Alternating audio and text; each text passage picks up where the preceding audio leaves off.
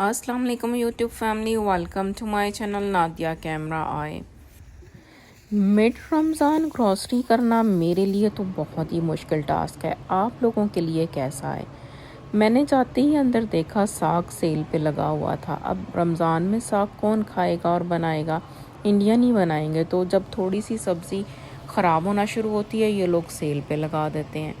मैंने आपको पिछले एक व्लॉग में भी दिखाया था कि गले सड़े टमाटर सेल पे लगे हुए थे और ये इनके बैग्स खोलने बड़े ही मुश्किल होते हैं। तो मैं क्या करती हूँ, मैंने जो चीज़ अपनी लेनी होती है सब्ज़ी, उस पे हल्का सा टच करके, क्योंकि उन्होंने इतनी नहलाई होती है, वो वेट हो जाता है हाथ, तो उसके साथ बहुत आसानी के साथ ये बैग खुल जाता है। तो मैं अपने जो भी पीस होता है ना, वो उसको ऐसे टच करके इस तरह से खोल लेती हूँ। इसके साथ साथ यहाँ पे ये देखें इंडियन करेला लिखा था। मैं तो ढूंढती रही इंडियन करेला कौन सा है, लेकिन मुझे तो सामने कुछ नज़र नहीं आया। हाँ, ये गाजरें पड़ी थी जो कि पाकिस्तानी स्टाइल की गाजरें थी, रेड वाली। एग्जैक्टली पाकिस्तानी टेस्ट तो नहीं होता इनका, लेकिन फिर भी बहुत बेहतर होता है उस ऑरेंज गाजर से, जिसको हमारे यहाँ पहाड़ी गाजरें कहा करते थे। मैं तो पाकिस्तान में भी नहीं खाती थी और यहाँ पे भी बिल्कुल नहीं लेती। आप में से किसी को मालूम हो तो मुझे ज़रूर बताइएगा, क्या यही इंडियन करेला है? क्योंकि मैं तो जिस करेले को ढूंढ रही थी, हम पाकिस्तान में जैसे खाते हैं, आप सब उसको पहचानते होंगे, वो तो यहाँ पे कुछ नहीं पड़ा था, लेकिन ऊपर लिखा था इंडियन करेला और नीचे ये लंबी लंबी स्टिक टाइप कोई वेजिटेबल पड़ी थी। आप लोगों को किसी को मालूम हो तो मुझे ज़रूर बताइएगा। और साथ ही मैंने देखा भिंडी भी वहाँ पे सेल पे लगी हुई थी, और भिंडी हल्की हल्की सी जो है ना, उस पे वो हो रहा था जैसे मुरझाई मुरझाई सी। लेकिन स्ट्रॉबेरीज़, मेरे अल्लाह, लास्ट टाइम मैंने स्ट्रॉबेरीज़ देखी थी तो वो इतनी ख़राब खरिस्ता सी पड़ी थी और सेल पे थी, जबकि दिस टाइम वो बहुत एक्सपेंसिव थी और फिर भी इतनी ख़राब थी। स्ट्रॉबेरी ऐसा फ्रूट है कि जो बहुत जल्दी ख़राब हो जाता है। आप घर लेके आएंगे फ्रेश फ्रेश, 2 दिन बड़ी मुश्किल से निकालेगी। बाकी यहाँ के फूड पे अल्लाह जाने इन्होंने क्या लगाया होता है। ये एप्पल्स आप देखें, आप 1 महीना भी अपने फ्रिज में रख लेना तो ख़राब नहीं होते। बच्चे मेरे ने कहा था कि मामा आप ग्रीन एप्पल लेके आइएगा। ग्रीन एप्पल खट्टे होते हैं, अल्लाह जाने बच्चों को उसमें क्या अच्छा लगता है। हम तो बचपन से आदी थे जैसे गोल्डन सेब लेना है जी, गोल्डन सेब लेके आया जाएगा। मुझे जाना था अफ्तारी पे बना लेके वेजी। मेरे इस दफ़ा मेरी जो हिस्से में आई थी डिश वो थी वेजी, और मैंने उनसे बोला था कि वेजी आप छोड़ दें मेरे पे, मैं जो दिल करेगा वो लेके आऊँगी और जो मुझे सहूलत होगी। तो मैंने डिसाइड किया कि मैं बनाऊँगी आलू गोभी, और मैंने ये गोभी के जो है 5 से 6 फूल लिए थे, जबकि बनाए मैंने सिर्फ 3 थे। सॉरी, बनाए मैंने, हाँ, 5 थे, 3 नहीं। तो बस ये गोभी जो इतनी सस्ती कभी होती थी, यहाँ पे महंगाई ने इतनी मत मार ली है कि ये छोटा सा टाइनी सा फूल भी गोभी का जो है वो $4 से $5 और $6 तक का आता है। बड़ा ही महंगा हो गया हुआ है। वो बहुत सस्ती होती थी ये डॉलर की। तो नोफिल पे जो है यहाँ पे ना पिज़्ज़ा डो बना हुआ मिलता है। मैं एग्जैक्टली 2 ही चीज़ों के लिए गई थी, 2 चीज़ों में से एक तो मिली, लेकिन पिज़्ज़ा डो जो मैंने देखा वो बहुत ही ख़राब हुआ हुआ पड़ा था, बिल्कुल ड्राई हुआ हुआ था। और ये जो सॉफ्ट वाला था, इस कंपनी का मैंने कभी लिया नहीं। यहाँ पे ये भी हमें बहुत चीज़ें देखनी पड़ती हैं कि हलाल कौन सा है और हराम कौन सा है। तो मैंने इसको फिर डिसाइड किया कि बेहतर है ना ही लूँ और टाइम अपना वेस्ट ना करूँ। मेरे यहाँ मैंने आप लोगों को बताया कि सहरी और अफ्तारी में कोई इतना तरद्दुद नहीं होता, ना कोई पराठे बनते हैं, ना कोई बहुत ज़्यादा डिशेस होती हैं, ना दही ना लस्सी।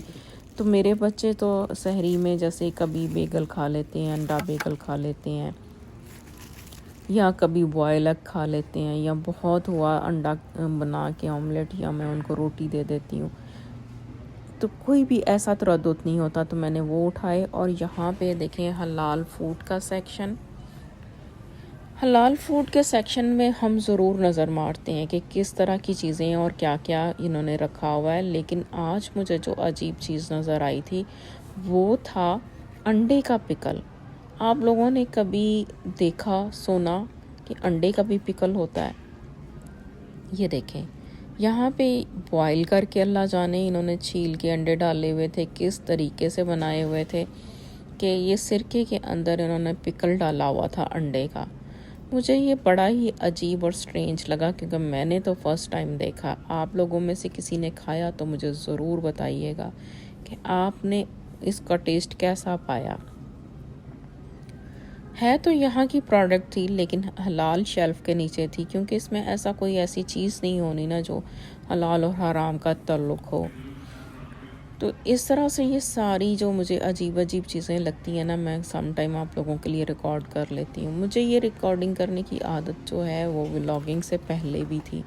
मैं हर अच्छी चीज़ को, हर अच्छे सीन को, हर अच्छे मोमेंट को कैप्चर करना बहुत मुझे पसंद था, क्योंकि फ़ोटोग्राफी मेरा क्रेज़ होता था और अभी भी है। गोरों की एक और बड़ी खूबी है कि देखें, रमज़ान की उन्होंने स्टॉल लगाए हुए हैं। पाकिस्तान में तो चीज़ें महंगी हो जाती हैं रमज़ान में, इन्होंने तो बहुत सस्ती की होती हैं हर वो चीज़ जो कि हमें रमज़ान में चाहिए होती है, जैसे रूह अफ़ज़ा हो गया, खजूरें हो गई और बहुत सारे नट्स हो गए, ड्राई फ्रूट्स हो गए, फ्रूट्स हो गए। इतना अच्छा लगता है ना इस चीज़ को देखते हुए, इतना वो लोग रिस्पेक्ट करते हैं हमारे रिलीजन की। बाकायदा उन्होंने एक पूरा स्टॉल सजाया हुआ था। फार्मेसी से मुझे एक मेडिसिन चाहिए थी तो मैंने यहाँ पे एक और चीज़ जो अजीब देखी, जामन का पाउडर और नीम का पाउडर। कुछ और पाउडर्स भी थे नीचे पड़े, लेकिन मैं इतना, मेरे पास टाइम नहीं था कि मैं उसको स्क्रॉल करती कि वहाँ पे कौन कौन से पाउडर पड़े थे। तो मैंने ये स्ट्रेंज चीज़ देखी है कि हम देसी तो नीम का पत्ते और पाउडर तो यूज़ करते थे, अब गोरों के जो स्टोर पे भी ये चीज़ें पड़ी हैं, क्योंकि यहाँ पे तो देसी बहुत ज़्यादा हो गया है, इंडियन, पाकिस्तानी बहुत ही ज़्यादा लोग हो गए हैं। मैं इसीलिए कहती हूँ कभी कभी कि हम लोगों ने शायद गोरों को यहाँ से किक आउट कर देना और ख़ुद ही इस पे कब्ज़ा कर लेना है। ये जो रूह अफ़ज़ा का स्टॉल था, ये रमज़ान से पहले जो है इतनी बड़ी ह्यूज माउंटेन थी, तो अब नीचे हो के यहाँ पे रह गया है। बस रमज़ान में ग्रॉसरी करना तो मुझे बड़ा ही हार्ड लगता है। मैं तो बस ज़रूरी चीज़ें लेती हूँ, इसीलिए मैंने रमज़ान से पहले एक ह्यूज ग्रॉसरी का जो है ना व्लॉग बनाया भी था और मैंने वो बाय करके रख ली थी, हर वो आइटम जो कि ख़राब नहीं होने वाला होता। बस थोड़ी सी ताज़ा चीज़ें चाहिए होती हैं। मेरा जो है पूरे रमज़ान में ग्रॉसरी का चक्कर 2 से 3 दफ़ा ही बस लगता है, या इसके अलावा जो जैसे अफ्तारी अगर कोई आ गई तो फिर जाना पड़ता है, जैसे आज वेजिटेबल लेने आना पड़ गया मुझे, और आगे मेरी अपने घर पे भी अफ्तारी है तो उसके लिए भी चीज़ें लेने आना पड़ेगा। कुछ चीज़ें तो हम सिर्फ फ्रेश ही यूज़ कर सकते हैं, उसको हम स्टोर नहीं कर सकते, तो फिर इसलिए आना तो ज़रूरी पड़ ही जाता है। लेकिन मेरा कोशिश होती है कि बहुत थोड़ा सा जो है वो लेना पड़े और लेके आ जाऊँ। रोज़े में तो यूँ लगता है जैसे दिमाग सुन्न हो गया होता है और आपके पास इतना टाइम नहीं होता, सहरी, अफ्तारी, अल्लाह की इबादत भी करनी होती है। तो मैंने आज तो इस व्लॉग पे कोई इतनी ज़्यादा मेहनत नहीं की, कोई एडिटिंग नहीं की, बड़े आराम से मैंने इसको जस्ट वॉइस ओवर आप लोगों के लिए कर दिया, क्योंकि एडिटिंग करने में और इसमें सारा टाइम चला जाता है और हमारा जो ये टाइम सबसे मोस्ट इम्पॉर्टेंट जो है वो इबादत का है। ग्रॉसरीज़ के बाद इतना टाइम नहीं था मेरे पास कि मैं घर जाती उसको रखती, तो मैं बच्चे को स्कूल पिक करने आई, फिर यहाँ से स्कूल से हम घर जाएंगे और बेटा मेरा जो है वो थोड़ी सी हेल्प कर देगा ग्रॉसरी अंदर लेके जाने के लिए। ये भी बहुत बड़ी गनीमत होती है कि बच्चे आपको ग्रॉसरी जो है अंदर लेके जाएं या सॉर्ट आउट कर दें।